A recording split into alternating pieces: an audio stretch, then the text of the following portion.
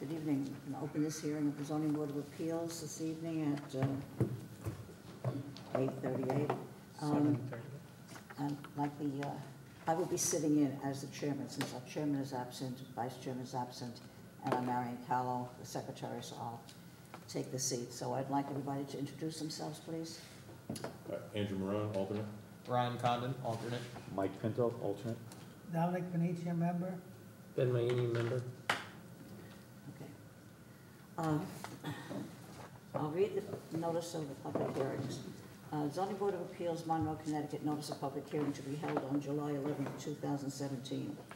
In accordance with Connecticut General Statutes 8-7D, a public hearing will be held in the Town Hall Council Chamber, 7 Fanhill Road, Monroe, Connecticut, on Tuesday, July 11, 2017 at 7:30 p.m.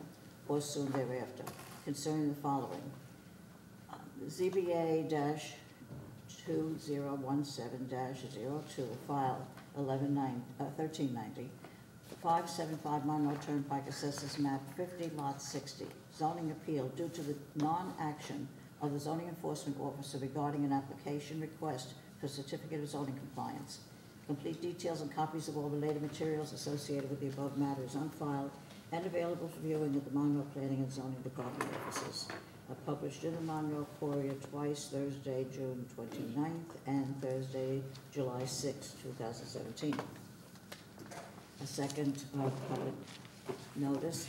In accordance with Connecticut General Statutes 8-7D, a public hearing will be held in the Town Hall Council Chamber, 7 Fanhill Road, Monroe, Connecticut, on Tuesday, July 11, 2017 at 7:30 p.m. or soon thereafter, concerning the following. ZBA 2016-08, file number 1388, 27 Dogwood Road, Assessors Map 106, Lot 34. Application of property owner Ronaldo Silva for multiple area variances of 1.9.1C and 3.1.6A to permit the retroactive approval of the enlargement and expansion of a pre-existing non-conforming dwelling which has already been enlarged and expanded without benefit of necessary zoning and building permits. Said variances also seek authorization for issuance of a certificate of zoning compliance pursuant to 9.4.1. Complete details and copies of all related materials associated with the above matters on file and available for viewing in the Monroe Planning and Zoning Department office. Published in the Monroe Courier Thursday, June 29th and Thursday, July 6, 2017. I would ask first if we could, we have an attorney who represents this board. I would ask him to come forward and talk about this, because and you can speak after that, because this is a difficult situation in which we are a little confused as to what's going on here. I agree, it's a difficult situation. That's fine. I would prefer to present my presentation first, but I'll defer if that's your request. Thank you.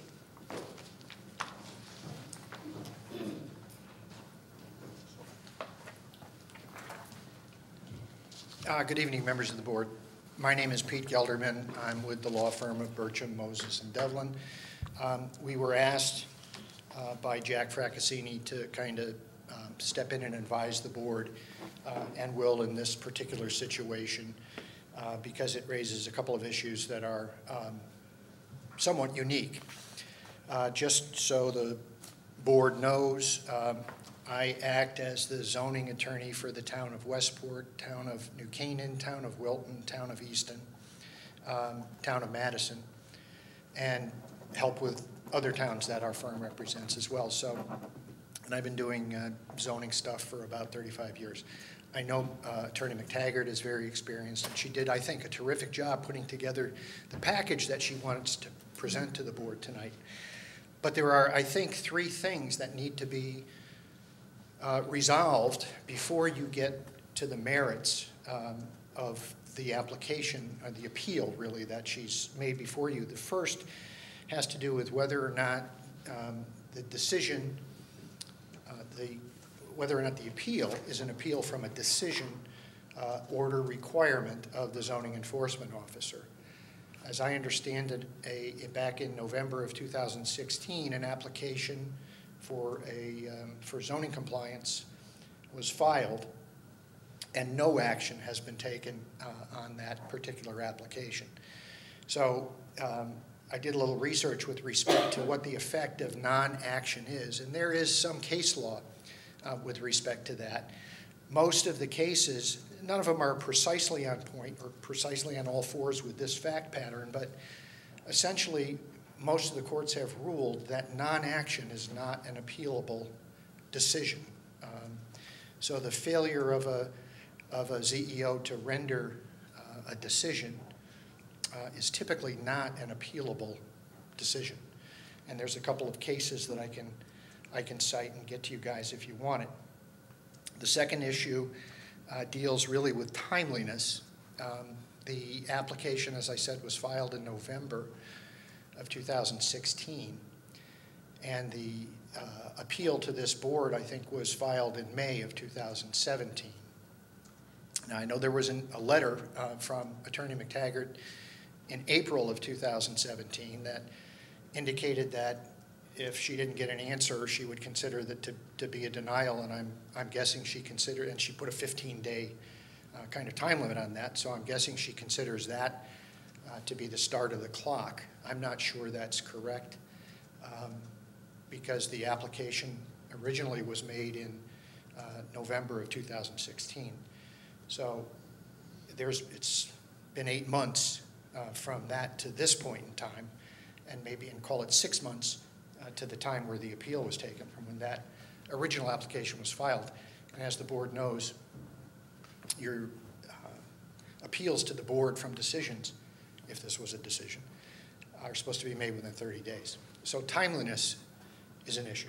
And the final issue is what the application sought, as I read it, is really an advisory opinion. It wasn't an application for a specific use or user. It was basically requesting an interpretation or a confirmation of what existing variances or an existing variance provides and what the regulations provide. But it was done without a specific use or user attached to the request.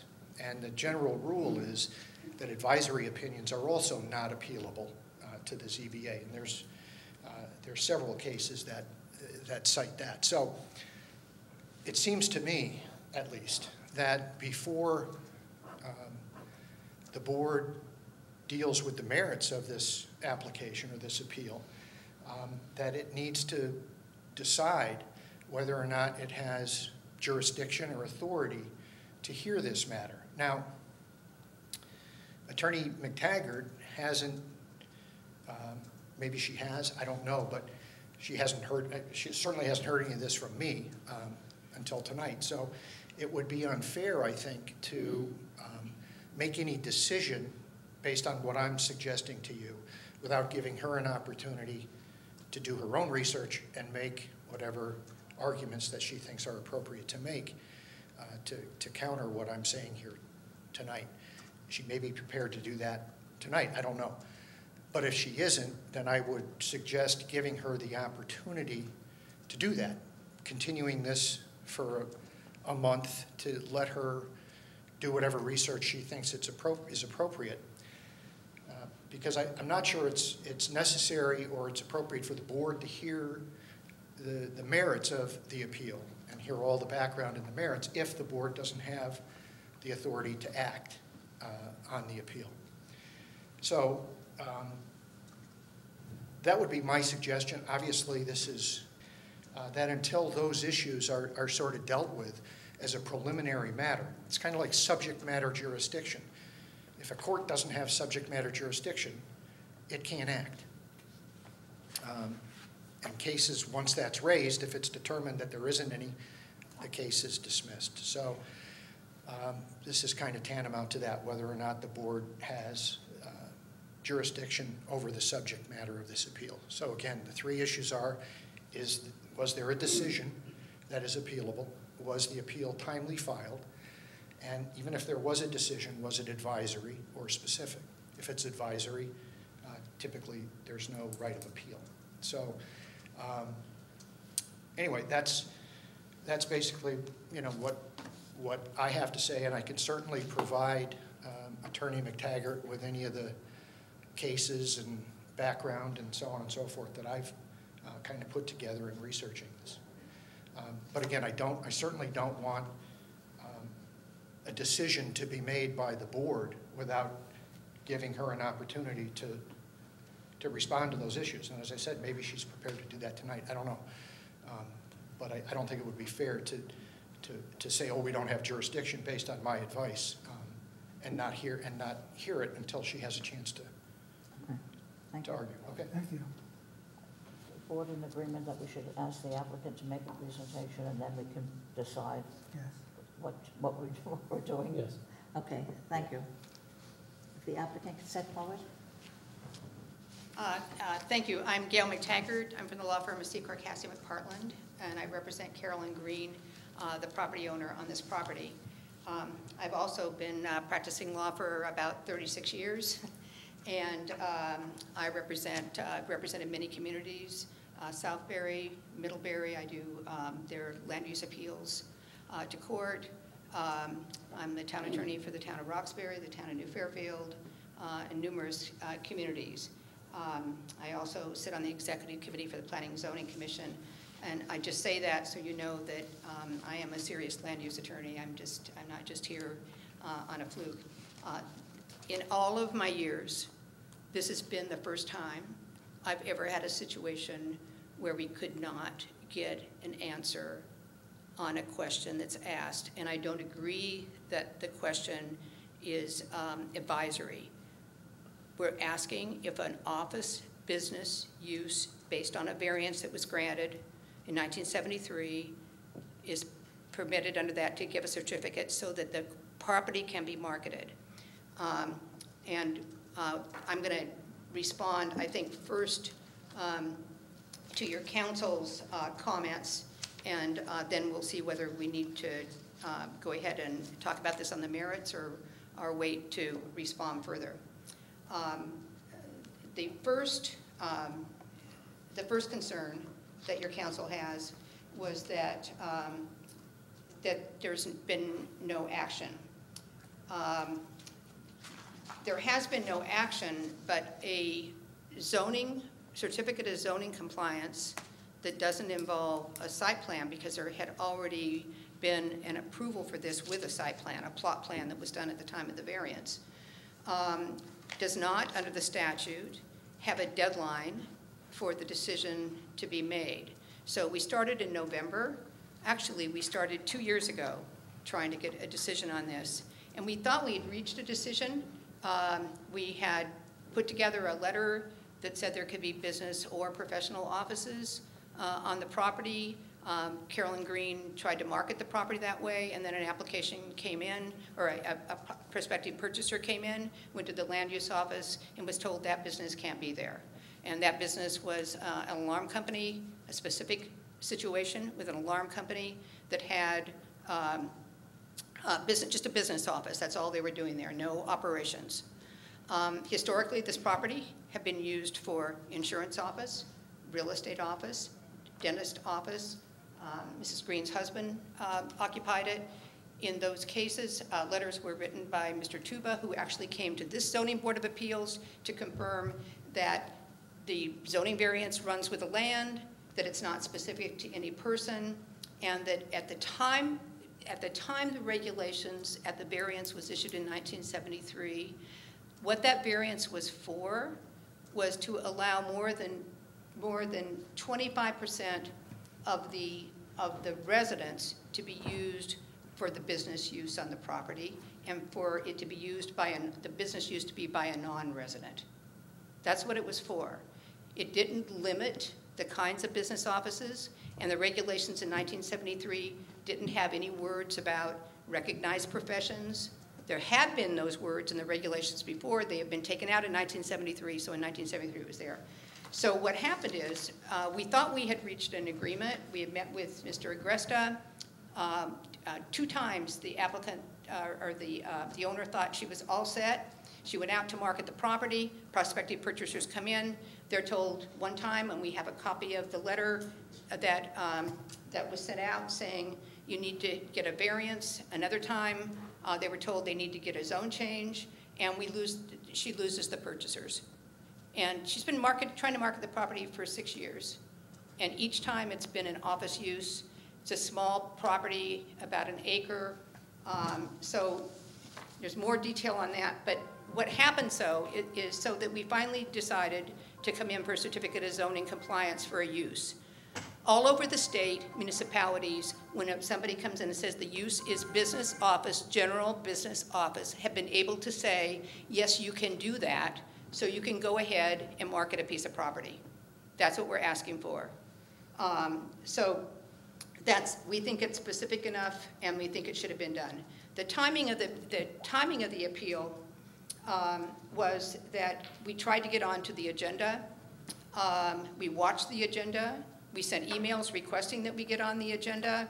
So from November to March, we could not get on the agenda to go before the Zoning Commission to try to talk about this.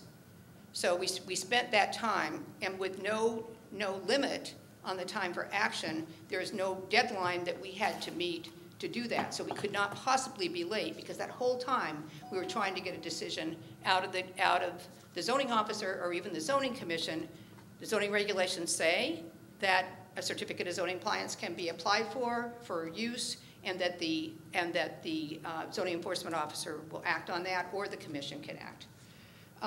So that didn't happen. So finally, after actually, by the way, for your counsel, reading some case law, we realized that there was a case called Vitale, where the court did allow a letter to go out to say, if you don't decide by a certain date, we're going to determine that basically it's deemed a denial. Not deeming it an approval, it's deemed a denial. So somehow we could get before this board, or any board in this town, to try to get some answers to what's happening here. So that's what we did, and we did that, sent that letter out, and then within the time frame, we appealed. I agree with your counsel. It's a very unique case. I can't think of any situation in the towns I represent where we just don't say, no, you can't do it, or yes, you can do it, or say anything.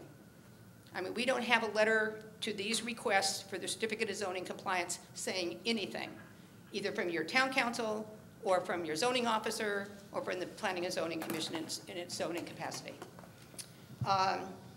The next part of it, regarding jurisdiction, actually what the statute says about appeals to this board is, the statute is 8-7. It says appeal period shall commence to an aggrieved person at the earliest of the following: upon receipt of an order, requirement, or decision from which the person may appeal, upon the publication of a notice in accordance with section F of 8-3, and then it says, or number 3, upon actual or constructive notice of such order, requirement, or decision. Once we had set out the request and saying we're going to treat this as a denial, and we got nothing back, and the time period had gone, the 15 days actually is, we determined that that is deemed constructive denial. There is no question that nobody's approving anything in this town that we're sending in. If the answer to the question was that it was advisory, and then they could have sent in an answer saying it's advisory. We got nothing. We have nothing. So our client is marketing the property. One of the things that I did is I provided you with, and I'm happy to look at the cases that your counsel cites. I actually think it might be a case of first impression. So it's very difficult to figure out, except for that we do have a statute, and I'm certainly going to have an argument that we have noticed that the decision is certainly not an approval here after what we've been through. What's interesting about it is that there are decisions. In 2014, there were a series of letters sent to the planning and zoning administrator, saying that there was a potential purchaser, came in and talked to the zoning administrator, was told they had to get a variance. And I want to make sure that you have those letters. And your counsel, I'll give a copy of this to your counsel. So there was a letter sent out. There was a real estate offer to purchase. It's dated June 6, 2014, and the letter says, "The purchase is subject to procuring the necessary variance required by the town of Monroe, resulting in a certificate of occupancy," which, by the way, you cannot get without a zoning permit under state law, "for conversion of an office use from a dental practice use and converting the apartment use from an owner-occupied to having ability to non-owner occupied." That is precisely what the variance was granted for in 1973. So what's happening is when purchasers come in, they're getting different information than actually we're getting. They're getting information that they have to do all of this. As a result of that letter on June 6, 2014, and I will give you a copy of this, our client, before she retained me, sent a letter to Mr. Agresta saying that she's the owner of the property and that there have been prior letters interpreting by the Zoning Board of Appeals and Mr. Dan Tuba interpreting the variance, and that once granted, it runs with the property in perpetuity and it's not a personal type of approval. And she's asking if he will provide such a letter so that she can provide that letter to potential purchasers so they have an idea of what to do. She gets a very good letter back from Mr. Agresta. It's actually an email on July 23rd, 2014, saying he's looked at the files, he's discussed the matter with the town attorney, and he says, to be clear, the variance permitting the partial use of the premises for non-residential uses as granted on November 13, 73 runs with the land, not the property owner. The original application indicated the use for real estate and insurance office, which is true, while soon thereafter, and since then it has been a dentist office. Bear in mind that the variance does not entitle or permit any further enlargement or expansion of such non-residential use from the approval in 1973. At no time have we been trying to expand any of this. What was said in that variance, the space that was set, it's very obvious when you can see some pictures of the property in here. When you see it, it's very obvious where the apartment is and where the office space is. Please also note that a new owner may conduct similar under the variance, but will need to obtain a zoning permit for the town zoning enforcement officer, Joseph Chapman, to ensure compliance with the variance and any other requirements. That was fine in 2014, but what happened after that is prospective purchasers came in and they were told, we have another situation where they were told you have to have I think we have a copy of it in the materials that we gave you.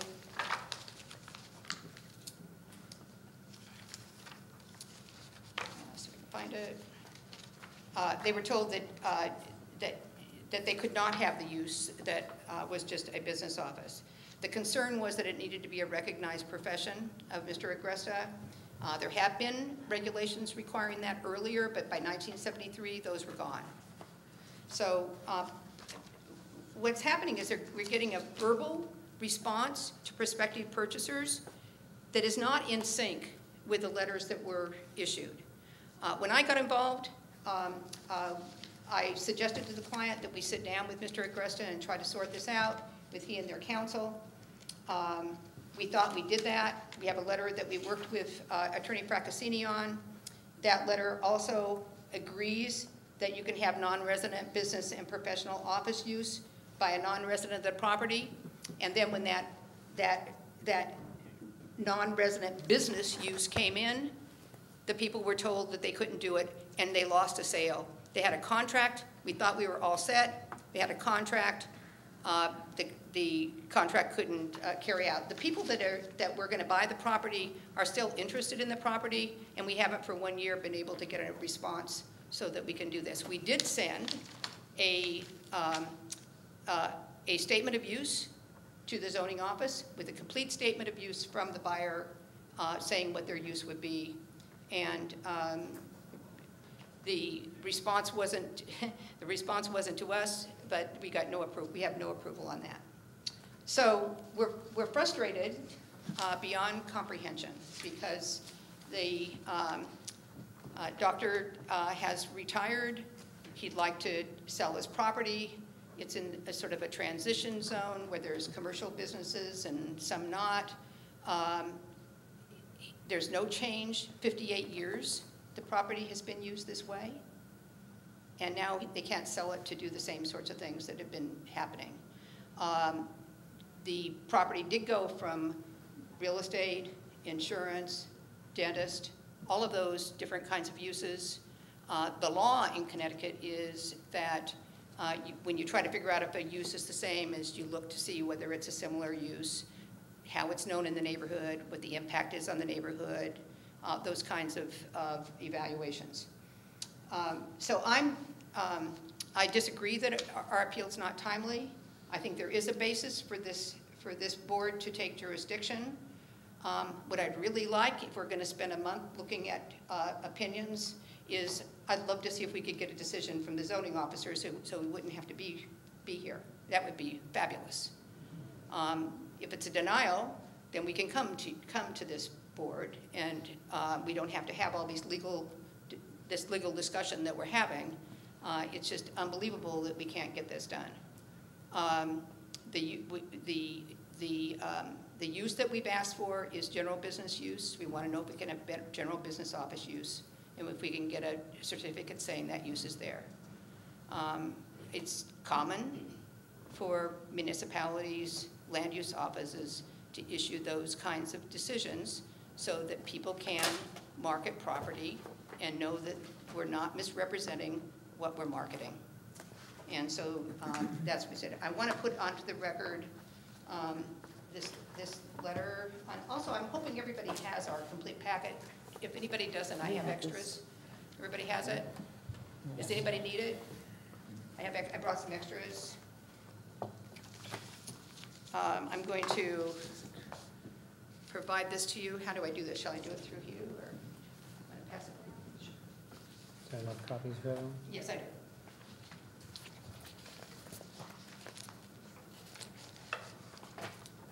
I'm assuming that you have copies of the 1973 regulations. If anybody needs those, I have a ancient-looking copy of those. All right, which I've referenced in my letter, and I have the excerpts in my letter. They have a copy of that. Okay, that's great. And I wanted to point out, make sure that you take a look at a letter that's Exhibit 14. And I guess this would also be for your counsel. From Nevis, Capasi, and Gerard. It's from Attorney Jamie Gerard. And she says, Dear Gail, me, I met yesterday with my client and William Agresta, the Planning and Zoning Administrator for Monroe. My client advised him of his plans for the property to use the office portion for administrative offices only for his business. Mr. Agresta advises that the use that was grandfathered was professional offices only, and that a business such as my client's would not fit within the definition of professional office. He did tell us, however, that he would discuss the situation with the town attorney and the chairman of the Planning and Zoning to get their opinions and would get back to me. He just contacted me to let me know that both the town attorney and the P&Z chairman concur that my client's business is not a permitted use and that he would not be able to get a zoning permit for the property. Based upon the unsatisfactory result, my client wishes to immediately terminate the purchase and sale agreement pursuant to paragraph 13A of the contract. Please return my client's deposit of $25,000 as soon as possible. So we have, and the other letter that I've handed out to you is another letter, a real estate contract where the person was told that they had to get a variance, and there already is a variance. So we want to get this resolved. What is the letter with the real estate person? I just handed it out to you. That's, yeah. The McBride letter that says that the purchase is subject to procuring the necessary variance required by the town of Monroe, resulting in a certificate of occupancy for conversion of the office space and so forth. That's this letter. Who was the detective? This is a real estate offer the person had come in and talked to your office, and as a result, they're telling us that they make an offer, but they have to show it. Who specifically was the person that supposedly came into my office? And did they talk to me directly? Right. The people, it's John McBride and McBride Realty of Higgins Real Estate on behalf of Richard Ahern and Dwayne Paul. And they were told what they couldn't do? They were told that they needed to get a variance for conversion to an office use from dental practice use and converting the apartment use from owner-occupied to having an ability to be non-owner occupied. This was sort of at the beginning of this thing, and it's before we all did a lot of research, including your council, your planning and zoning administrator, but it's another situation where a contract was lost Were these over the this two effort. gentlemen where the discussion was at the time we thought that had to be an owner resident was the issue? And that was before we dwelled further in and when you came on This was scene? certainly before you and I Right. looked at this.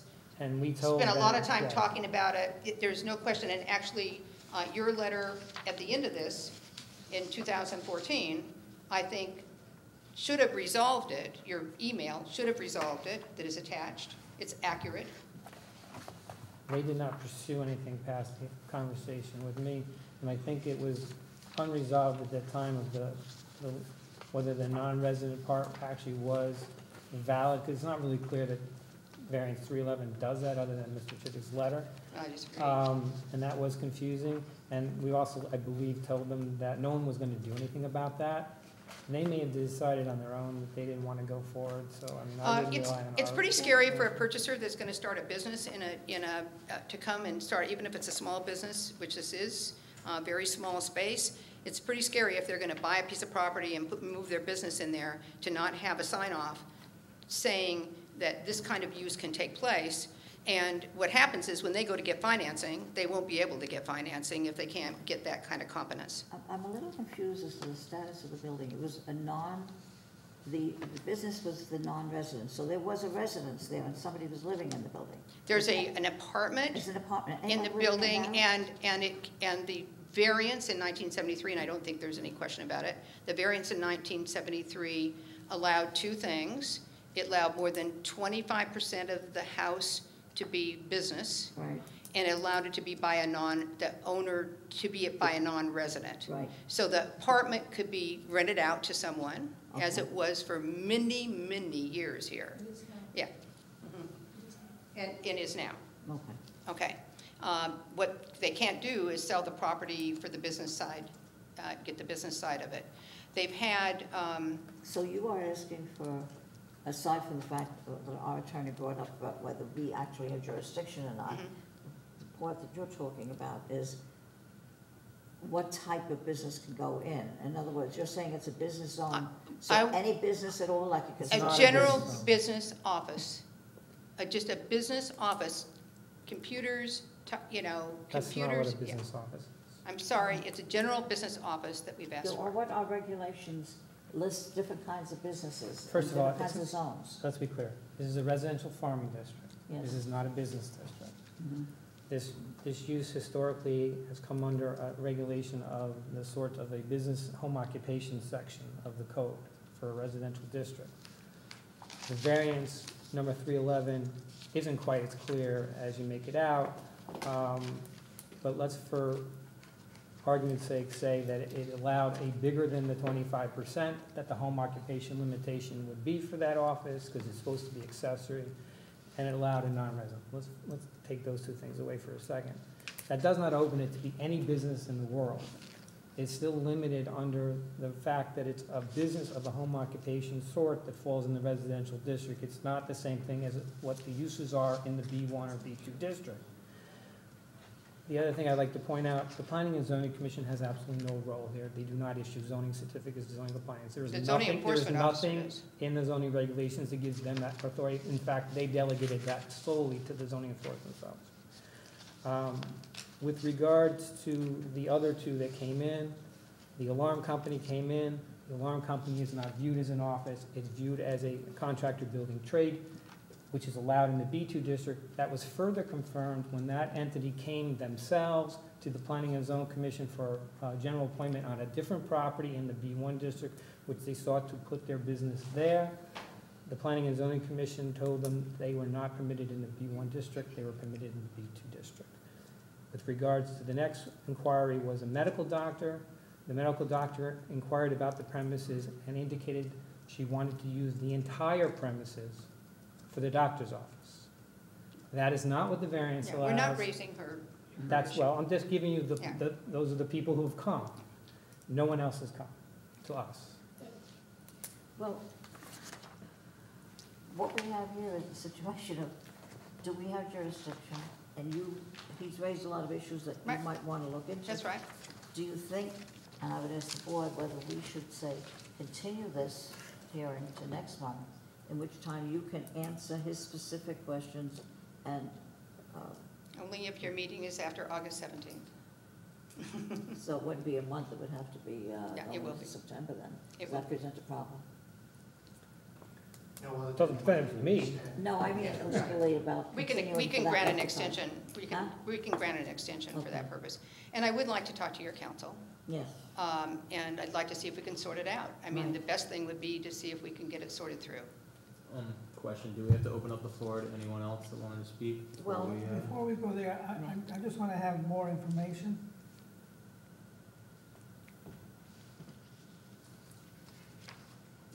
You're seeking just like, seeking to enlarge the use or No. just keep the same No. use? Use it exactly as it's been 25%. Exactly. No, it's more than There's a 25. variance that allows that, that's been in existence since 1973. So what are you seeking? We're seeking to, get an official letter saying that the uses that existed in 1973, at the time the variance is issued, which run with the land, may continue to be used as a business office, a general business office, not necessarily a doctor's office, not a recognized profession, whatever that means, but for a business office, which is what was there and what was allowed at the time the variance was issued. You do understand that whenever a prospective tenant or purchaser comes in, they have to be vetted either way? Because we're going to issue All we would to a get, specific all we entity. would get from you would be that a business office can be used in that premises because we have situations where prospective purchasers have been turned away and told different things. I will say that the 1973 variance, if you read it, they approved the variance for what it was applied for. What was applied for was an expansion to allow more than 25% and a non-resident use. I don't think it's that complicated I agree that in 1973, our variances don't look as sophisticated as they do now, but I think when you read the record, we have case law now in Connecticut that says we can read the record and try to understand what the variances mean. If you read this record, which we have, you can take a look at it. We have the letters from the attorney that applied for it. We have what the Zoning Board of Appeals did. And we also have another letter from Dan Tuba, who was at that time the planning administrator, agreeing with the kind of interpretation that we're talking about here. Well, Dan's allowing the multiple dentists. He did that on his own and had no authority But he to said do more that. than that. But he had no authority to issue that approval. That needed to go back to the zoning board of appeals, and he failed to do that. Actually, he went to the Zoning Board of The first Appeals time. one time. Yeah. Yes, he did. So, according to your testimony here now, you're saying that you want the zoning enforcement officer to deny you so that you could come here, is that what you're saying? I'd like him to do one or two things. Issue the certificate of zoning compliance, and this all was addressed to the zoning officer. Issue the certificate of zoning compliance that says that you can have a business use there so we can market the property and not have happen what is going on. Or if he believes that he wants to deny it because he can't issue it for whatever reason, he could deny it, and then we can come back and appeal to this board. Because then we'll have something to act upon, because we'll have a It would denial. be easier, legally much easier for all concerned. I wish you had an appointment with the Planning and Zoning Commission, getting into their laps. Well, again, it does not fall into their laps. There's Well, I wanted no to talk- permit jurisdiction for them. They don't, but the zoning enforcement officer is an agent of the Planning and Zoning Commission, and we could have at least come and stated our piece and said what was going on and to see what we could do to try to get this resolved. They would have done it. I have a question for you.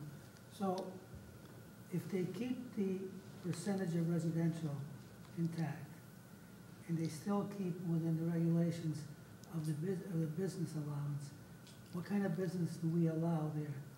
It's The the- normal home occupation? based on a It doesn't work that variance. way. Someone comes who is a business entity, they come and tell us what they do, how they fit into what is permitted, and then that is, the determination is made by the zoning enforcement officer. Because not every business and not every office is exactly the same or fits in square with either the zoning regulations or the variances that may exist on a property. So what you're That's really why we saying- issue zoning permits to individual businesses. We don't issue So what you're really to saying is you joint. can't give a certificate of zoning compliance to the owner to market it. You have to give a certificate of zoning compliance only to the person No, who it comes it in has and nothing says to what do, business is going? it has nothing to do with what's marketing it. I mean, the record is what the record is. They can market the record. Now, they have to find someone who meets those tests. The alarm company did not meet that test in the opinion of the staff. The medical doctor did, Mhm. but she wanted to use the entire premises, therefore that didn't work for her. If she wanted to use it as is and limit of the, she could have gotten a permit, but she didn't want that. She wanted the entire thing. So, just for me to understand, does that put a burden on the owner to do it vice versa? If he would have already a known way of marketing it, it makes it easier for them, no? I don't know what you mean, because it's the same in every zone and every use. I mean, people come in and do their due diligence when they want to do a business, and every business is slightly different, and it has to fit in with, as I said, the regulations, and if they have variances, the variances. There's no carte blanche to those things. But within those parameters, should they have the legality of doing it, within the parameters that we give them, or that your office gives them? I'm not sure I understand it. Mhm. To know what the scope of the variance is important in order to market a piece of property. I mean, you can't misrepresent to people what they can do there. And my client has a variance that is, at the time in 1973, at the time it was issued, was general business was treated the same way as professional. They were all the same, treated all the same under the zoning regulations. This office, in fact, was an office. It wasn't a dental office at that time. There was an occupant of the apartment at that time. They needed to get a variance because the zoning regulations had been changed to say that only 25% of the unit could be used for that, and it needed to be by an occupant. So they came in, they got a variance for it. It was not appealed. And people have been relying on that. There have been letters issued. Prospective purchasers have been getting a letter from the zoning office saying you can do this. This alarm company had 2 employees that were going to be utilized in the office. No vehicles coming back and forth. All the vehicles were parked at homes. They weren't involved in it. There was nothing other than a business office going on in there. Well, basically, I think we can't talk about that guy because that's not in front of Sure, us. I get it. What we have to hear is that, do we have jurisdiction for the issues that our attorney raised? And now you asked if we could have anybody else speak, if there was anyone else to speak. Well, yeah, would that be something we would open now, or unless Well, we if it's going decided to be a to? continued hearing, we can have a hearing and continue it. So if there is anyone else who is here to speak on this issue. So, in view of what we heard, Yeah. and our recommendation, legal recommendation, would you be willing to go back to the zoning enforcement officer and get whatever, within the parameters that you're looking for, iron it out with him? And our attorney. We've been almost 2 years at this. Yes. Yes, the answer is we would love to not have to come back before you and do this. That we should be able to iron this out. We should be And able to the provide attorney, like you said, some confirmation so that when a realtor goes out, they know whether that property can be used for the purpose that people are putting offers in. And so I think at this point, unless someone else has something to say, Well, I just want to be clear that I'm not against reworking and retalking, but there's never going to be 100% guarantee that the realtor talking to somebody is gonna meet all the tests. The problem is that when the realtor comes in and talks, we're not there Yeah. at that meeting. I mean, we can try to make that happen, but usually they just come in, or maybe the people just come in on their own, which they should do. That's due diligence. Every person that's gonna have a commercial enterprise needs to do that. So we completely understand that.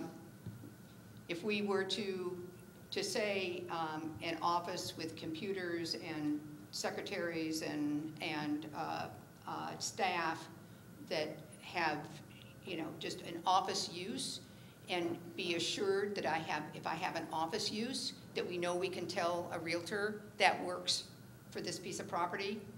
If we can have some assurance and know that when they then go through the contract and they come in, because it's clear that every use in the inn has to get a zoning permit. So when they come in to get the zoning permit and they can't get it, we're gonna have a terrible problem. We need to know that they can get a zoning permit for those uses. And we need to know what the parameters are. In fact, I think regardless of what you think about Dan Tuba, one of the things he did was he tried to figure out what the scope of that variance was. And he determined that the scope wasn't particular to one particular kind of business use. And it makes sense, because when we finally got a copy of the 1973 regulations that were in effect at the time that variance was issued, we could clearly see that those uses were professional, business, were all treated the same. Was there a requirement, I know at one point there was a requirement that if you had a home office, as it were, that you could not employ more than Still two is, people? that still is a home-based business and a home occupation in the current regulations, and Would the... one allows one employee, one allows two. So in But this this was- instance, but though, this is does not a this home apply? occup- Well, that's the yeah, current one. Yeah, Yes, that's different. this doesn't apply, that part. No, back in, I don't recall exactly what it was in 73, but I think it had a limit on number of employees. It did not have a limit. So, not having jurisdiction and hearing what transpired, I think the people would like to extend as much help as and meeting with our legal advisor, working it out. Would you be willing to do that? Yes, Okay. So I think that... yes. I mean, we'd like to get this property marketed, yes. The answer is yes. So is the board in agreement that we should continue this hearing until September, what was it that you said? And just for the record, in 73, the persons conducting the home occupation or office shall reside in the dwelling, and there shall be no more than one non-resident person or employee engaged in the conduct of the occupation or office. Yeah, but This is not home occupation. Excuse this me. wasn't done on, Excuse me. I'm sorry, it was Home not. occupation or office is the language, they're both covered under the same Yeah, section. there's another section that applies. It's section,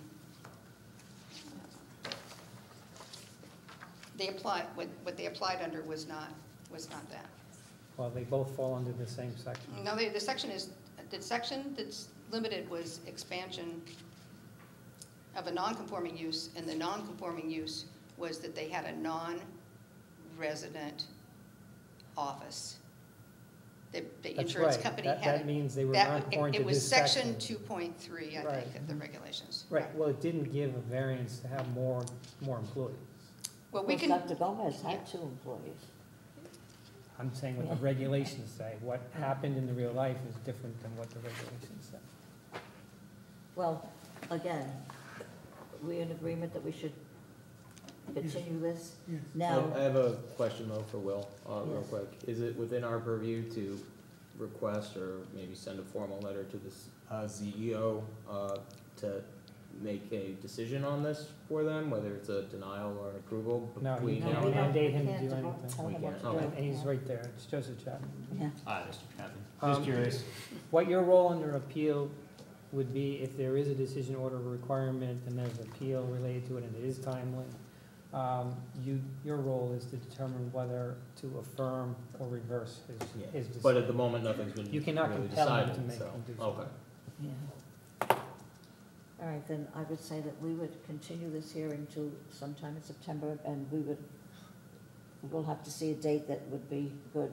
Certainly, the first week of September, probably later, table it You anyway. need September because August is too soon? I'm August, going to September. be in Scandinavia in August, so till the 17th. Yeah. Oh, till the 7th, Yeah. okay. And you'll give us a letter And of you give extension to whatever extent we I'll need. give you a letter of extension for sure, and I'd like the ability to speak with your counsel, Mhm. if I may do that, Mhm. that appeared tonight. And I appreciate that, that he's willing to discuss this with me, and if we can work it out, it And would you- be we don't even have to fabulous. see you. Yeah, that's right. That would be a And win-win. this was, we don't have this, I don't know. But this was my memo to the board that I issued today. Okay, then we'll close at this portion of this hearing. We're gonna It will be a adjourn. continuation, And adjourn. and Yeah. adjourn. We'll adjourn it. Thank you very much for hearing us. Thank you. We appreciate it.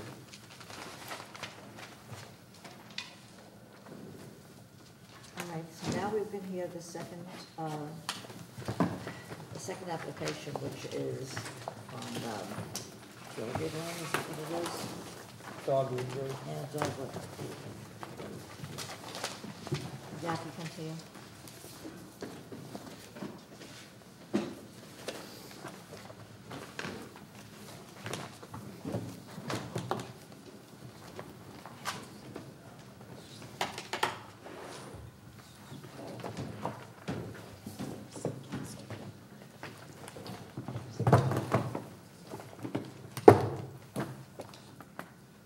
You guys ready?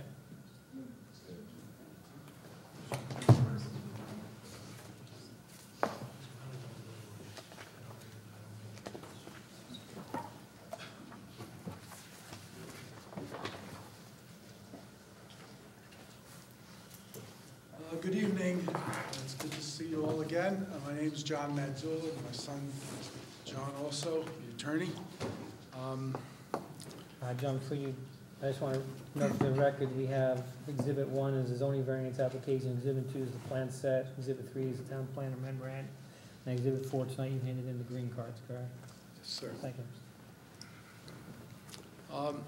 Well, since our last meeting back in May, and we received the area variance denial, I've put together a plan to see if we can come up with a modified variance for this property.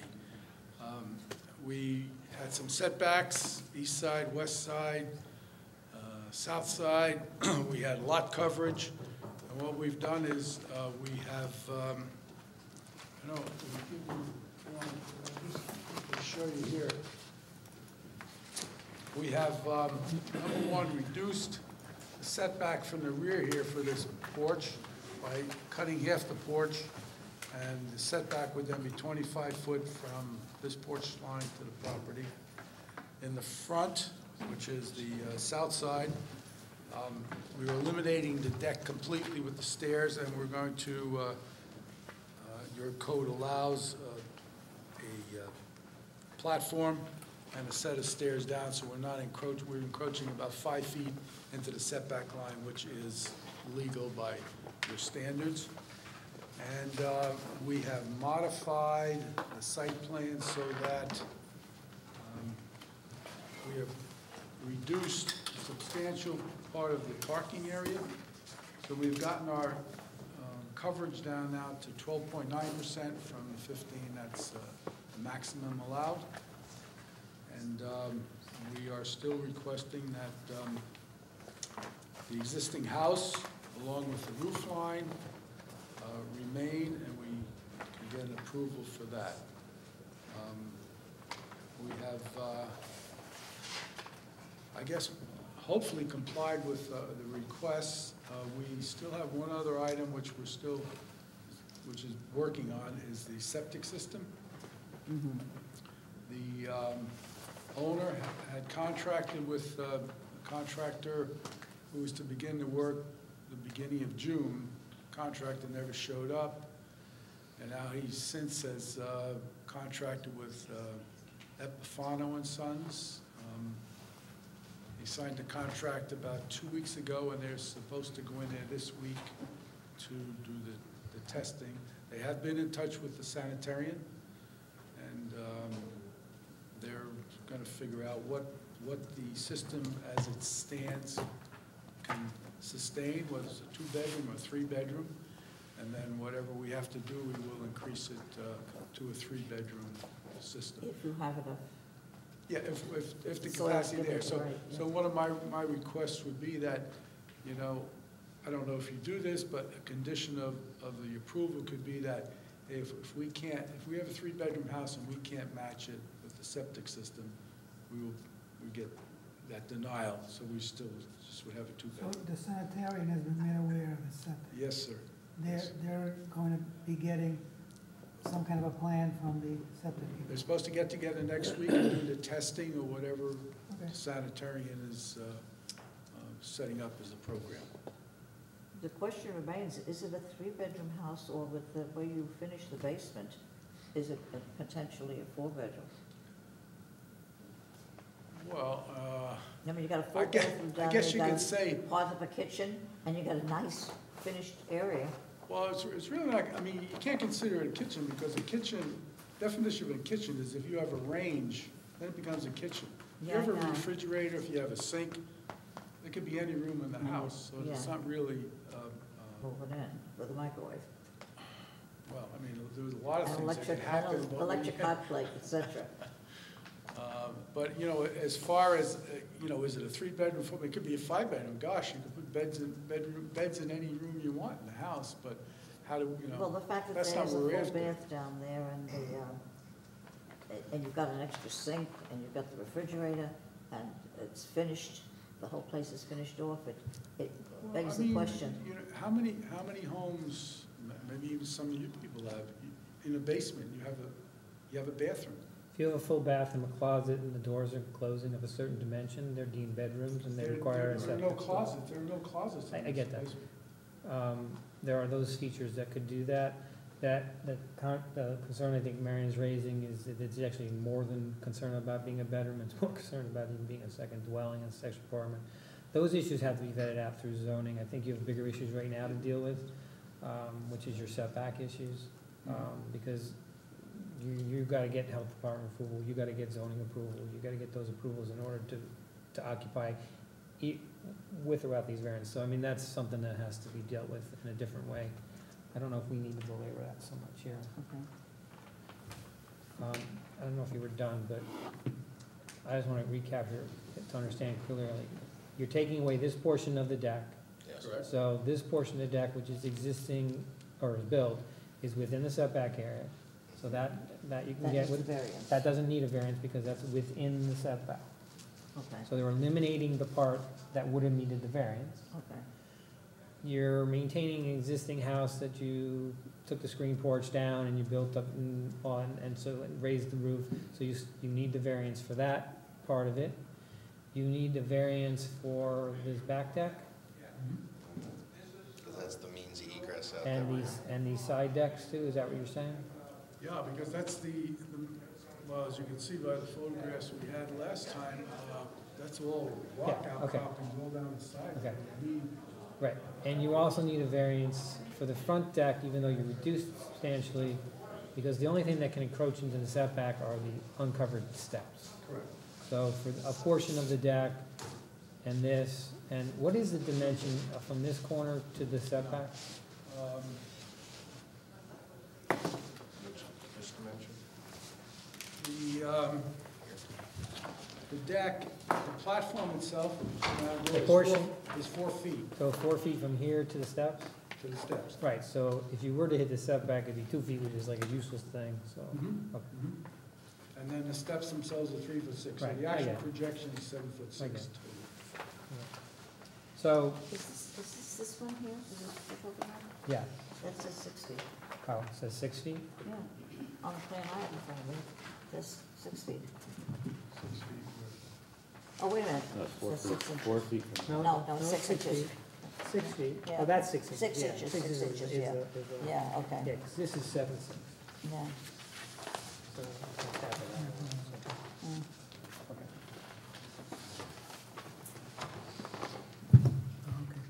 And you're pulling away this area, what are you doing with that area to actually It's gonna be Loam s- seed, make it a loam? Okay. grass. Stay blessed. So in my memo, I was talking about this area that perhaps something more than that, just lawn should be put there just because it's easy to go back to being what it was. So, but that's up to you. If you want to, if you were of the mind to give variances and if you want to condition it with anything, you are able to do that. But, so I don't know if everyone's clear about what exactly is being asked, but that's what it sounds like it is. Is that white area put into the lawn, is that supposedly where you're gonna pull your car? Is that Yes. the driveway? Yes, Parking area. Yeah. Now, this is a private road, right? The dirt road is private road, it's not town It's road. unimproved. I don't know if it's, I don't know what it It's is. a town plowed? No, it's Oh, I don't unimproved. know. It's unimproved, okay, so that actually you're parking the street because the road ends right there. Correct. I mean, it shows it, Yeah, but it's, it isn't there. it's It essentially their ends. driveway. Huh? It's essentially their driveway. It's essentially the driveway, right? That's correct.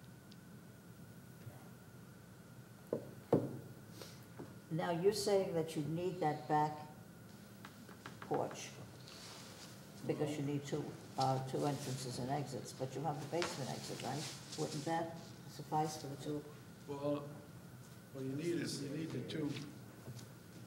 the two entrances, exits, I should say, off the first floor is what Off it the is. floor, you need two off that same floor, Talking about this entrance here? yeah. And the back, that's the side, it goes into the back. The problem with that is, in the rear there, if you step out the door, it's like a It's 3-foot rock, drop, yeah, you know, and that's why that portion of the deck is there. yeah. And then it wraps around the side because of all the rock outcrop. Or for safety, Mhm. or for safety. Mhm. I mean, the alternative would have been just putting a staircase right here, but Would've been what? putting a staircase off of this deck and come out this 1, 2. But half a dozen, doesn't it? Well, I mean, also the code does say that the exits are supposed to be remote, so, Well, I mean, it's kind of side by side. here to but- here versus I here mean, to it's a here. small house, yes. Here to here versus here to here is not much different.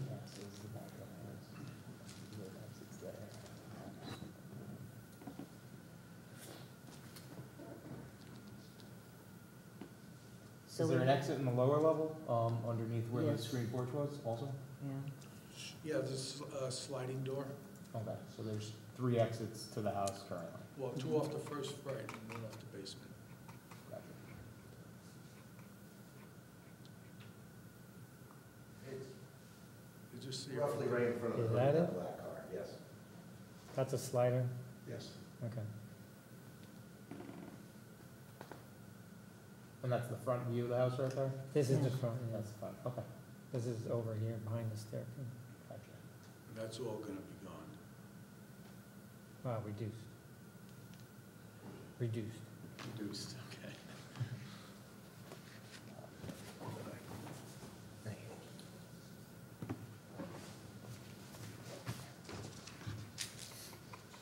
And the roof is still being raised? Roof is That's raised the other- already. That's already Well, been- For the variance, the request is that it's Yeah, being corrected. that would be a much harder thing to take away. So we have the porch, the side porch variance, the roof variance, the back porch, Variance and then for is the, these, variance for this, and variance for this, so, and those are the three. and the coverage, is The that? coverage they're reducing by But taking it some of still that is over. away. No, I think you're below 15%. You're below the 12.9. coverage now, okay, 12.9. so you don't need a variance on coverage. Right. And that's why I said, you know, to perpetuate, to make sure that happens, I was suggesting something that's a little bit more like some trees or something, so that it's, you can't just drive it through. And, you know, turn it back into driveway after we're gone. Well, I mean, that may be a conditional, because we have. That's what I'm to saying. go to They could do wetlands that. Next month, yes. Yeah. In August. So,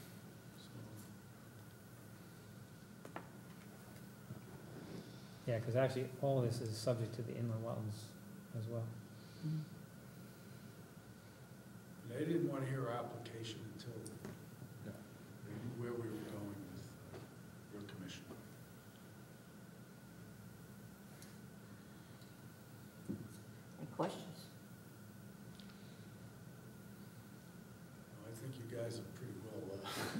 Some of the last few months. There is no one here to speak in favor or oppose. No more questions, I guess we can close this. Thank you. Thank you. Appreciate your kind thoughts on this.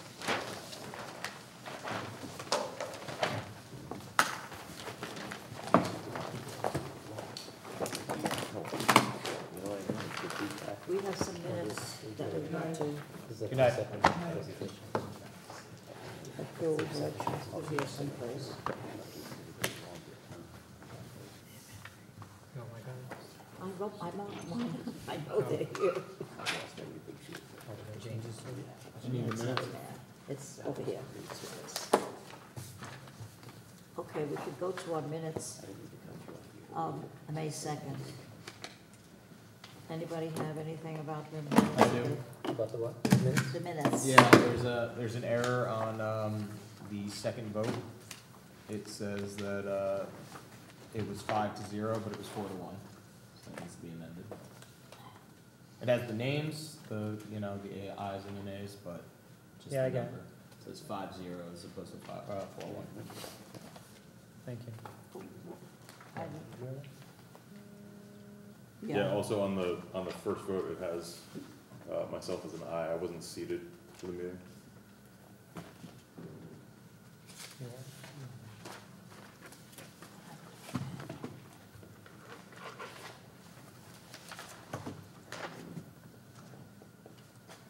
All right, if you guys just make it subject to the corrections with the return of record, which I will, record of votes, I will double check those.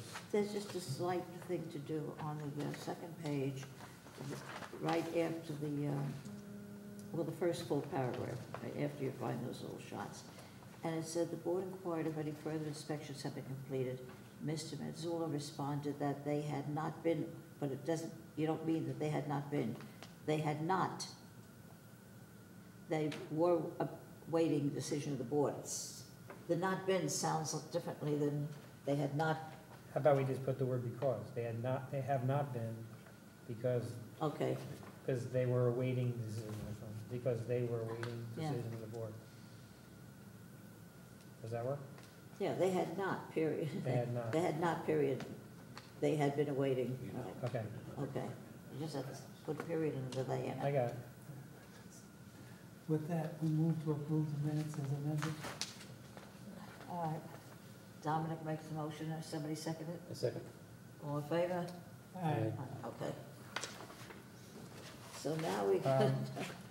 and you got something else? No, it's, All right, now we gotta talk about this.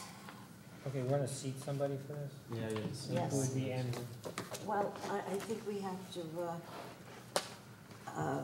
Andrew wasn't seated last time, you said. Correct. So you can be seated for this one, and then make a choice of which one of you wants this hot potato to be seated. Oh, as far as that goes, we've gotta go in order. Yeah, because they were both last time they So- got sat. Right, we need two. So Andrew is automatically seated because he's Yeah. next in line, and then Michael's after that. Oh, okay, Michael didn't go. Works for me. Okay. All right, so what's your thoughts on this thing? I'm inclined to approve the variances, subject to the wetlands and the septic, Septic? being satisfactorily met. I agree. I have a question for you. If we deny it, say, what does the town do? What does the town do if we deny it? The town make them tear it down? What do they do? At some point, I guess, yeah, I don't know. Or they just carry on? In other words, our decision doesn't mean a damn thing? I mean, I know that's a good question, but it really doesn't have anything to do with the merit of whether someone merits a variance or not.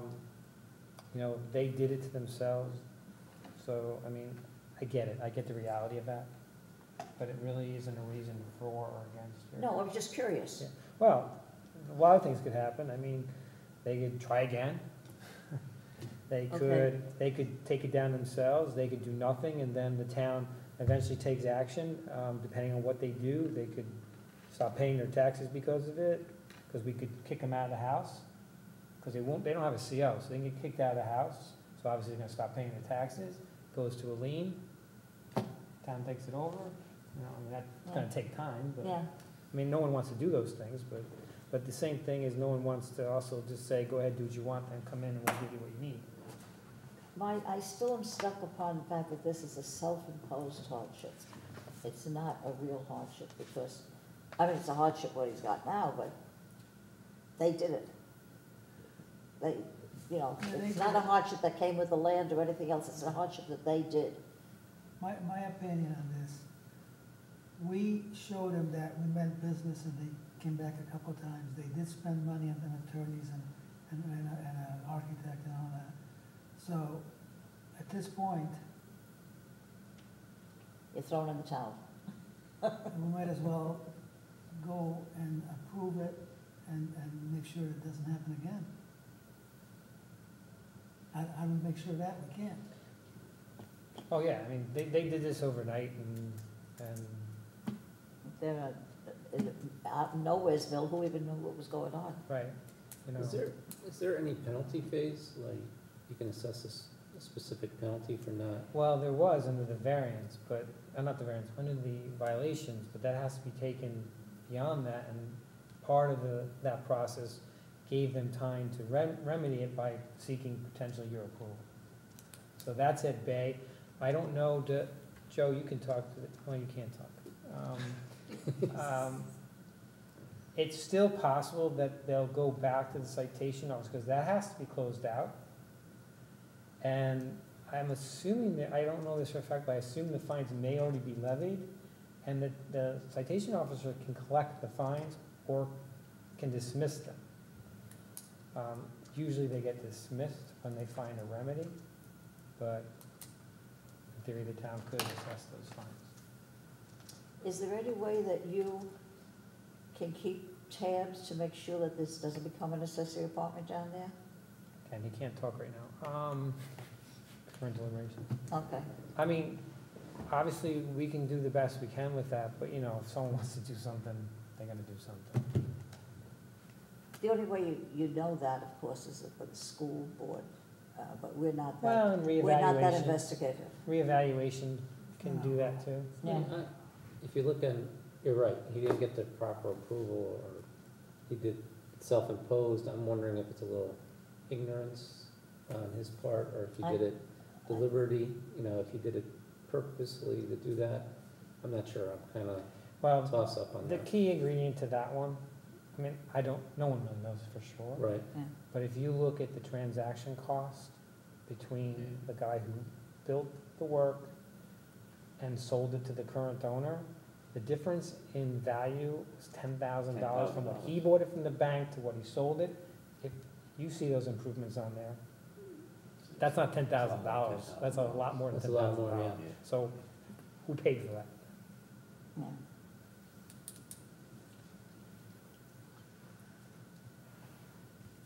I'm willing to put it to bed and go ahead and give them the variances.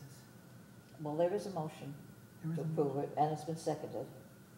All right, so we can take a vote on approving this, but let's put the conditions on it. You wanted a Yes. condition upon, Conditions upon it meeting the wetland and the septic variances that are necessary. all right. Because, I mean, that's the key, really, at the end of the day. Yeah, Those were the only two, I mean, that's the only two. If they meet those conditions, So they have to get those two before they can record the approval on the land records, is that what you're yes. saying? yes. Okay. Who seconded it? But before you, is like, the sanitarium and other boards that they're gonna go to are gonna make sure they're gonna impose those items, right? Oh, yeah. Oh, sanitarian's They're gonna have to go through those either way, whether you Yeah. condition those two things or And not. so, yeah, so our conditions are really moot. Yeah, they need to do both of those things, but you're not, what you're saying is, they're not really effectuating the variance until they get those. Correct, Mhm. Okay. right, So if they don't get them, they don't have the variance. right. That's right. All right, all in favor of the motion? Aye. Aye. Who was the second on that? I mean, He seconded it. Michael. And who were There's the been, four that said yes? Okay, and I'm saying no. you're saying no? Yeah. Okay. Okay. All right, got anything else coming up, any beauties? Like these were two beauties tonight. You're actually going to get another application that's different than what you're used to. It is an appeal under the zoning regulations relative to the floodplain standards. So it's not specific to the same kind of, it has hardship criteria, but they're a little different than what you went through with this one, and different than the appeal thing. So that will be coming at the next meeting, In August, you know. the first week in And it's August. another situation where the house is already built. I won't be here. I won't be here. Neither will I. No, Am I allowed to talk now, or? Yeah, you can talk now. Go for it. You gonna be? Yeah, maybe. When is it? Hopefully, I'm gonna go up and see my new granddaughter, that's, I won't be Yeah, here. I'll be on my honeymoon, it's non-negotiable. Congratulations. Yeah, we're done. I would- All right, well, we'll reach out to get a better handle on all your schedule. Okay, There's Andrew, Ben, Michael, Mike. and Dominic, Mike.